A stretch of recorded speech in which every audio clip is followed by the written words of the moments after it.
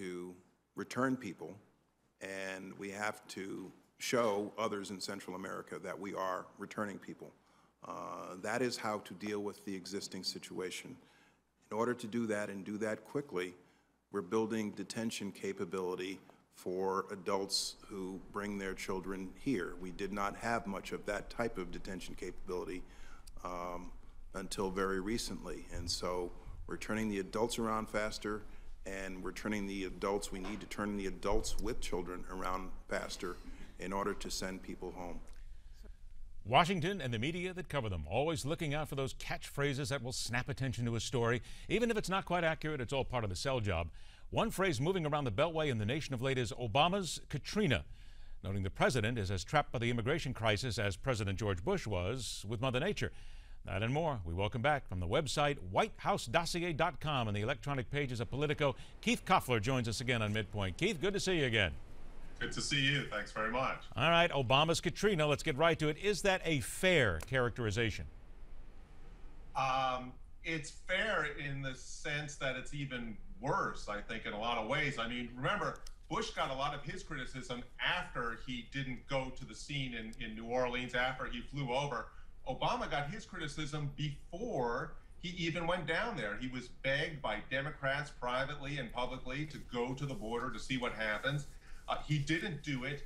It's not the end of his presidency, but it really is. It really, I think, showcases, even for Democrats, the type of irresponsibility that's going on now with this White House. And for the first time, really, in a serious way, you have Democrats coming out and saying, you know, and MSNBC as well, correspondents on there saying, you know, this is ridiculous. What is wrong with you? Why aren't you going to the border to at least show that you care about these issues? It is in some ways his Katrina. It will be remembered, and I guess I think that is a fair characterization overall. Keith, what could possibly be the end game here for the president? Because let us just briefly consider all this. You don't go to the border. You say that it's an optic issue right now. You don't want to have those bad pictures taken of you. Certainly don't want those being passed around. You play pool with the governor of Colorado in Colorado at a bar there. I mean, what in essence, it's almost as if you want to pull your hair out every now and then and say, what could he possibly be thinking, and what could the people around him be thinking? This is a failure of massive proportions, even when it comes just down to marketing somebody. You would find probably, I hate to go off on a tangent like this, but you'd find somebody who's a second-year marketing student from any college or any community college. You would say, that's not how it's done if you want to grab people's attention and get them on your side. That's a great point, and I'm actually not tearing my hair out because this provides endless copy for me. I mean, I just, you know, the incoming is so extreme, I can't keep up with it all. Yes, it's a PR nightmare, but I think what's going on here is that, you remember Dukakis, he had this statement he said about Bush, H.W. Bush, that the fish rots from the head, this nasty little statement that he put out there, well, I think that's what's going on here. It's not so much that he has bad PR people, although he may have that, but I think at some level he doesn't care anymore. He's not paying attention. He knows that he's not going to get anything else substantial through Congress. He therefore does not need to kiss their butts or worry about them. He doesn't really need to worry about public support anymore, because he knows that basically what they're going to be doing for the rest of the Obama administration is writing their little rules in the West Wing. They don't need really popular support for that. And I think at some level, he doesn't care. He's going to do what he wants, and it's really a travesty for the country. You know, on foreign policy, he's never been particularly interested in that. So he's running around making things even worse by shooting pool on this trip instead of going to the border. And so I think that his aides are accommodating that in a way that they're not worried about how, you know, every single thing looks. And one more point. I mean, what you said is exactly the problem here.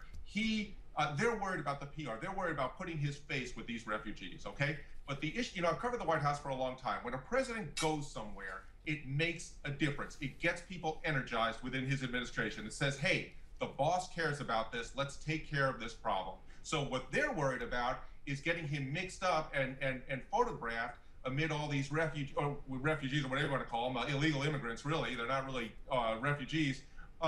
And instead of caring about really doing something about it, getting the president down there and getting him to sort of knock people into line and get on the issue. Keith, I keep hearing from Washington, the few people that I know up there every now and then, talk to them, and they say that from every Democrat that they know, they find some who have been completely living in Barack Obama's pocket for 5, 6 years, and they are running scared right now because, frankly, you're right, if he doesn't care, but still the Democratic Party has to care what's going on here, because you saw Udall in Colorado who just couldn't wait to not be seen with the president in a photo op, and you have to believe there are others right now going, the man is turning into poison, and we got the midterms coming right around the corner. It's a frightening scenario for the Democrats. Of course, a wonderful scenario if you're a Republican.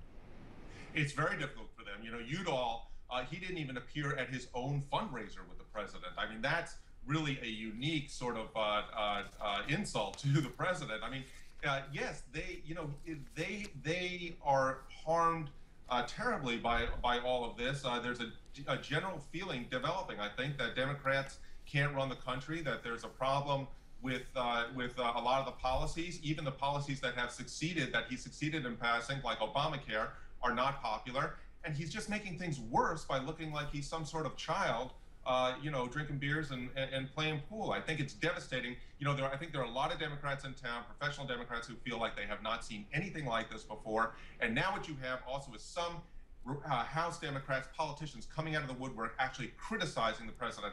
That's a big threat to the president of the United States within his own party, starts going after him publicly. All presidents that have had problems, Richard Nixon didn't really have to resign until the Republicans came over and told him that he had a problem. I mean, that is something that they really fear at the White House, and that's something that's developing. It's an important development. If you look on the other side of it, let's look at, for instance, the lawsuit that's here. And there are those people who will say the immigration is certainly a big issue out here. It is hurting the president. But then you have John Boehner and other Republicans, but mostly Boehner, who is willing to file a lawsuit against the president, which there is not one legal expert that I have found yet who says it's a good idea, that it would succeed, that it has any merit whatsoever. They keep saying that the Republicans are missing the boat again. Focus, man, focus. Stay off all this ancillary stuff here and get to the meat of the issue. Are they indeed, Republicans that is, losing a great opportunity here if they don't attack, and attack smartly? Well, do you mean that they should be impeaching him, or no, instead, not necessarily, but instead of going after things like a frivolous lawsuit, because that doesn't do anything at all. Throw that away. Yes. Get to the meat of the issues instead of doing all this sideshow. No, the lawsuit is ridiculous, but I think it does have a purpose, because I think what Boehner is trying to do is to mitigate some of the appetite on his right side to actually do impeachment. You see Sarah Palin coming out and saying that we need to impeach him.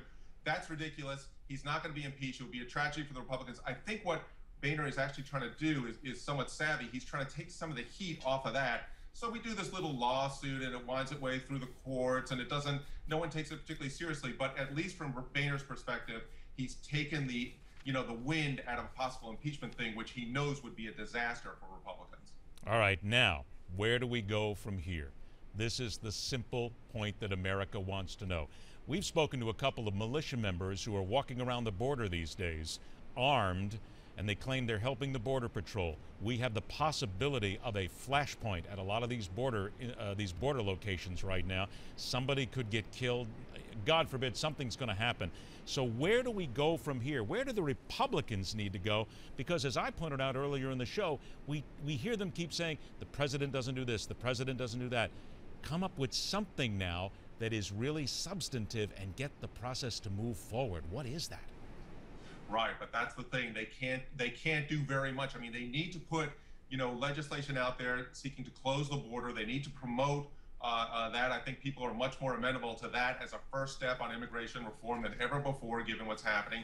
They need to get out there and promote that. But remember, Harry Reid is not going to let anything move in the Senate. There's just, from a PR standpoint, there are things they can do. But ultimately, this is the president's game to actually try to close the border.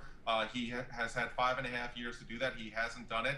The Republicans make their case. They can possibly take over the Senate, and then they can send him some bills, which he'll veto. I'm just not sure that they have a lot of power, short of getting a Republican president, to do a lot about this. With about a minute or so left, do we need to finally just say and put this to bed, that immigration reform is dead? Nothing's going to happen here by the midterms. This is going to drag us into 2015, and it could, quite frankly, go as far as 2016. Oh, immigration reform is utterly dead. I mean, the Republicans do not trust the president. They do not trust, even if they pass something, they don't trust him to enforce the law. and they don't want, you know, a lot of the provisions in these immigration reform bills that are out there. They want him now to close the border first, and that's what their base wants. And nothing is going to happen until that occurs. And clearly, the president is not very interested in that. You do know that every time you or I or anybody else uses the phrase Obama's Katrina, there are Republican critics somewhere. They are just smiling. Yeah, he finally got his. They're loving every second of it because that's what they're saying. He finally got his. Keith Koffler, the editor of White House Dossier. Keith, it's always a pleasure, my friend. Let's do it again. Have a great weekend. My pleasure, too. Thank you. All right. There is simply so much that still has to go back and forth here. And I still have to come back to the fact that we know that there is armed militia walking around the border right now, claiming that they are helping the Border Patrol, claiming that they're in contact with the Border Patrol. Imagine what happens, though, if because of this crisis and because of what has been allowed to happen in so many ways, if people start getting killed and somebody does something really stupid at the border, which, quite frankly, is pretty much always a possibility. Okay, next up, Republicans have their eye on a certain block of voters for the midterms and beyond, but will those voters trust anyone at this stage of the game? That's a question we will ask right here on MidPoint, where every day we question everything.